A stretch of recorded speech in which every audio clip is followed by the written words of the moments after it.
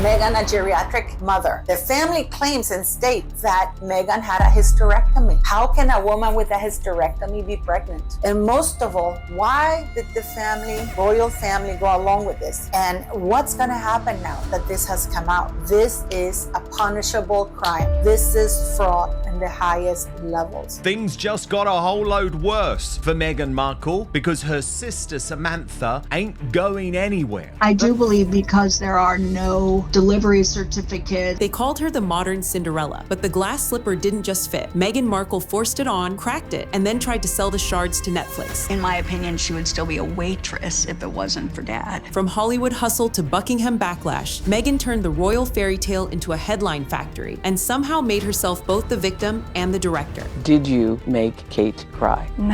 No, the reverse happened. Every speech, every tear, every private confession, perfectly timed for maximum drama. You almost have to admire the PR precision, almost. When you have been lied about for a series of years, how hurtful that is. But behind the flawless filters and royal hand-holding, Samantha Markle, the sister who knows her best, says there's a secret Meghan's been guarding tighter than the crown jewels. People think her kids are fake. They think they're AI. I'm going to quote Tom Bauer by saying he said, look, we all laughed at Samantha and she was right. And everything she said has come true. A secret that could unravel everything. The pregnancies, the royal titles, even the line of succession itself. And there's a very big difference. It was deliberate. And when Samantha said, people need to look at the timeline, the internet did. What they found didn't just raise eyebrows, it set them on fire. Because if Samantha's right, then Meghan's picture-perfect royal motherhood might be nothing more than a beautifully staged illusion. This scandal comes as no surprise. Speculation about the children has been simmering for years. So buckle up, because this isn't the fairy tale the palace wants you to believe. It's the side of Meghan Markle they never expected anyone, especially her own sister, to expose. And trust me, once you see the cracks in this royal fantasy, you'll never look at the Duchess the same way again. Silence everybody and just produce a DNA sample. Every royal story has a villain, but in this one, Samantha Markle refuses to play the role Meghan wrote for her. For years, she watched her half-sister climb from cable TV actress to global Duchess, smiling for cameras, rewriting her past, and acting like she'd been born with a silver crown. And through it all, Samantha stayed quiet until the silence started to taste like betrayal. Because behind the smiles and charity speeches, Meghan didn't just distance herself, she erased her entire family. The woman who preaches compassion couldn't return a single phone call to her wheelchair-bound father or her sister who once defended her from bullies. When she said, I lost my father, we knew that she didn't lose our dad, she iced our father. Samantha finally snapped. She said, if Meghan can rewrite history, then I'll remind the world what really happened. And then came her bombshell, a single cryptic line: people need to look at the timeline. No rage, no insults, just that one sentence. But it hit harder than any royal scandal before it, because everyone knew what she meant. Meghan's pregnancy timeline never quite made sense. The dates, the photos, the secrecy, the story was full of holes. And while Meghan's PR team scrambled to bury the chatter, Samantha just smiled, as if she knew something the rest of the world wasn't ready to hear. If you had those things, it would be very easy just to put them out there and say, this is what happened. This is what it is. But that was only the beginning, because once she started talking, the cracks in Meghan's perfect royal image began to split wide open. When Samantha said, look at the timeline, most people rolled their eyes, until they did. Because the deeper you dig into Meghan's so-called miracle pregnancies, the messier it gets. In October 2018, Kensington Palace announced that Meghan was expecting just 5 months after her royal wedding. Cute, right? Except there were no hospital photos, no confirmed delivery doctors, and not a single witness who actually saw her go into labor. A doctor has come forward and has absolutely revealed, and you're going to listen to her, she has absolutely revealed and confirmed that Meghan Markle was never pregnant, never gave birth to any children. Then there were the bump moments, that infamous clip where her belly seemed to fold as she crouched down. The internet called it optical illusion. Others whispered prosthetic. Fast forward to 2021, baby number 2, same pattern. No hospital sightings, no official birth certificate for weeks, and another round of strategic media silence. Every public appearance looked choreographed, like a movie production hiding its plot twist, and yet the palace refused to clarify anything. They just smiled, waved, and let rumors breed like wildfire. That's when old reports resurfaced about Meghan's alleged surgery years earlier, one that, if true, would make natural pregnancies impossible. To most people, coincidences pile up until they stop looking like coincidences. And Samantha knew it. Her cryptic warning wasn't gossip, it was a breadcrumb trail. Because if those dates are real, and that surgery happened, then every royal photo op since 2018 might be part of the biggest illusion the monarchy's ever staged. I don't like to say it, but I gotta say it, I don't know of anybody that cold to do this. But the next twist, it didn't come from the palace. It came from a woman named DL. She called herself DL. No royal title, no spotlight, just 2 letters and a story that could burn the whole palace down. For years, she stayed invisible, buried behind non-disclosure clauses and offshore contracts. But according to her, silence had an expiration date. DL claims she wasn't just a witness. She was the woman who carried the royal children. Her words sent shockwaves through every corner of the internet. She described a world of marble clinics in Beverly Hills, guarded entrances, and code names that sounded straight out of a spy movie. She said Meghan and Harry attended consultations separately, always disguised, and never signed anything under their real names. Every detail was rehearsed, every visit timed perfectly with public events. DL claimed that after each procedure, she was told to disappear. No photos, no records, no acknowledgement. Her name wiped, her payments routed through shell accounts. She called herself the Ghost Mother, existing only in the shadows of a fairy tale. And when she finally spoke, her voice trembled, not with fear, but with fury. They treated me like a vessel, she said, like I didn't exist. Her confession wasn't a tabloid headline. It was a direct hit at the royal narrative itself. I'll tell you why. What she told the royal family, what she told Harry, wouldn't have jived, wouldn't have been consistent with the truth. But DL didn't stop with words. She said she had proof. And what she showed next, even Samantha hadn't seen coming. When DL finally broke her silence, she didn't come with gossip. She came with receipts, not the kind you post on Twitter, but the kind that make even seasoned journalists sit up straight. She produced clinic intake forms stamped with 2018 and 2020 dates, ultrasound images labeled under code names, and digital payment logs that traced funds through 3 separate shell companies. According to her, every document matched the timeline of Meghan's pregnancies. Even the clinic's appointment timestamps lined up with the palace's photo ops, like puzzle pieces no one was supposed to fit together. Then came the screenshots, encrypted emails, initials that hinted at royal aliases, and a signed non-disclosure clause threatening legal ruin if she ever spoke. Here, the doctor talks about both the children. And listen to what she says. So you tell me to tell you something that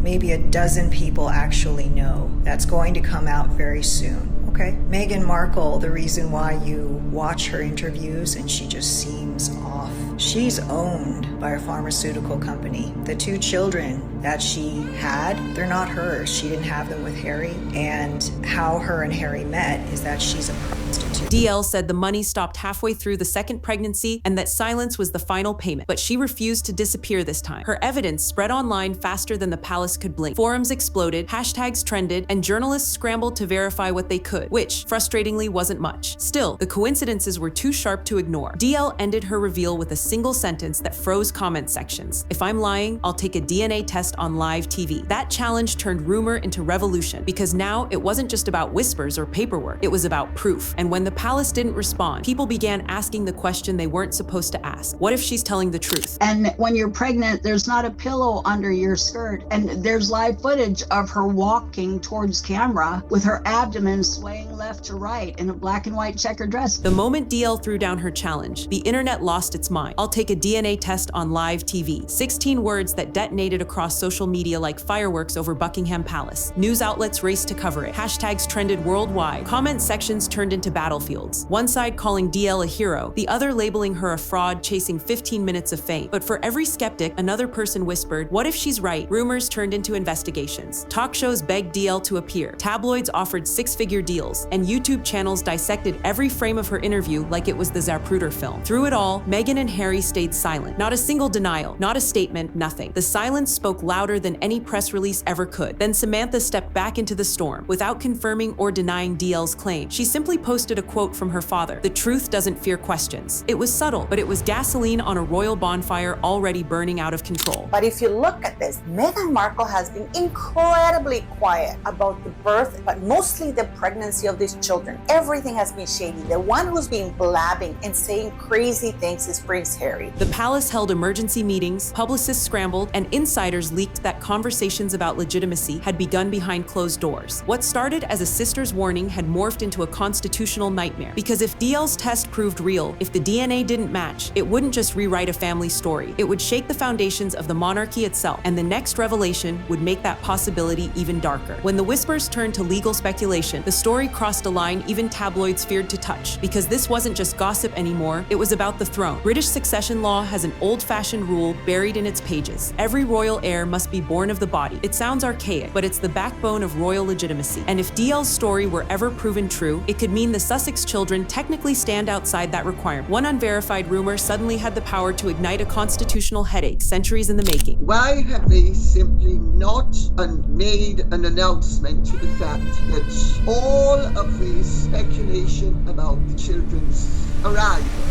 Behind palace gates, insiders claimed there were frantic phone calls with legal advisors and quiet briefings to keep journalists from asking dangerous questions. Lawyers debated whether modern surrogacy laws could override royal tradition. Politicians avoided microphones like landmines. Meanwhile, the public split down the middle. Some defended Meghan, arguing the monarchy should modernize. Others demanded transparency from a family that trades on bloodlines. Conspiracy channels poured gasoline on both sides, and every theory, no matter how wild, found an audience. For the first time, the conversation wasn't about Meghan versus Samantha. It was about whether the monarchy itself could survive another scandal. And according to several palace insiders, that fear wasn't paranoia, it was strategy. Because when the crown's image starts to crack, history shows one rule always follows. Protect the institution, even if someone else takes the fall. The palace said nothing. Not a whisper, not a headline correction, just that signature Windsor stillness that has buried 1,000 scandals before. But this time, silence wasn't power, it was gasoline. Every hour without a statement made the speculation louder. TV panels argued over strategic restraint, while online sleuths hunted for clues in old photos and baby announcements. The Sussex supporters cried witch hunt. The skeptics shouted cover-up. And in the middle stood Samantha, holding court on talk shows like a woman who had already accepted her role as royal exile. She spoke with a calm that felt dangerous. No rants, no name-calling, just carefully chosen phrases about truth, dignity, and family accountability. Each interview added another crack to Meghan's pristine public image. She even hinted there were more receipts waiting if the palace tried to bury her again. I think the palace and the machinery of the monarchy needs to take Harry and Meghan more seriously and make sure that Harry and Meghan's antics don't impact the future of the crown. Meanwhile, the media circus went feral. Paparazzi stalked hospital records. Lawyers debated privacy rights. And even royal historians admitted they'd never seen the public so divided. Every unanswered question became a new headline. Every rumor a potential revelation. Through it all, Meghan and Harry's silence grew heavier. To their critics, it looked like guilt. To their fans, defiance. To everyone else, confusion wrapped in PR. And just when the noise reached its peak, Samantha dropped one last statement that no spin doctor could soften. Because sometimes the quietest voice delivers the loudest explosion. It happened quietly. No press conference, no camera crew, just Samantha Markle sitting in a dim studio, one mic, one final chance to speak her piece. The interviewer asked her point blank, "Do you regret saying all this?" She paused, looked straight ahead, and dropped 10 words that froze the room. Regret only if the truth stops being the truth. The line hit harder than any headline. It wasn't rage, it was resignation. You could see the years of distance, rejection, and disbelief finally weighing on her. She wasn't begging to be believed anymore. She was daring people to prove her wrong. Samantha spoke of family dinners that never happened, phone calls that never came, and a sister who had turned her life into a fairy tale built on selective memory. Her tone wasn't jealous, it was surgical, cold, precise. She said she didn't want fame or pity, only for the lies to stop echoing louder than the facts. In this case, about whether you think the birth was real, whether you think there was a surrogate, whether you think Meghan was wearing a moon bump, the fact is, Harry and Meghan lied. Buckingham Palace lied on their behalf. There was a complete cover-up over the birth of Prince Archie. And when the interview ended, she left the world with one more line: history will remember who told the truth first. The clip went viral within hours. Supporters called her brave, critics called her cruel, but everyone watched. Because whether you loved or hated Meghan, one thing was undeniable. Samantha's words cracked the royal illusion wide open. And for the first time, the fairy tale didn't end with happily ever after. It ended with a question no one could answer. So after all the whispers, the interviews, and the evidence that set the internet on fire, what's left? A family divided, a monarchy dodging questions, and a sister who refuses to be silenced. Maybe Samantha's claims are fact, maybe they're fury, but one thing's certain, they've exposed cracks in the royal image that no PR team can ever fully repair. Because when truth becomes a battlefield, reputation is the first casualty. And in this story, everyone's bleeding. The Duchess, the sister, the palace itself. But before you decide who you believe, you need to see what started this storm. Our previous deep dive uncovered how Meghan's pregnancy story unraveled when Candace Owens dropped shocking proof that left royal insiders scrambling. It connects every detail you've just heard, the timelines, the secrecy, the receipts, and it changes everything. If you thought today's revelations were wild, you haven't seen anything yet. So don't stop here. Binge the next expose waiting for you right now. Hit subscribe to Star Spotlight, turn on notifications, and join the viewers uncovering what really happens behind royal curtains. Because the truth doesn't fade, it evolves. And the next chapter might just be the one that exposes it all.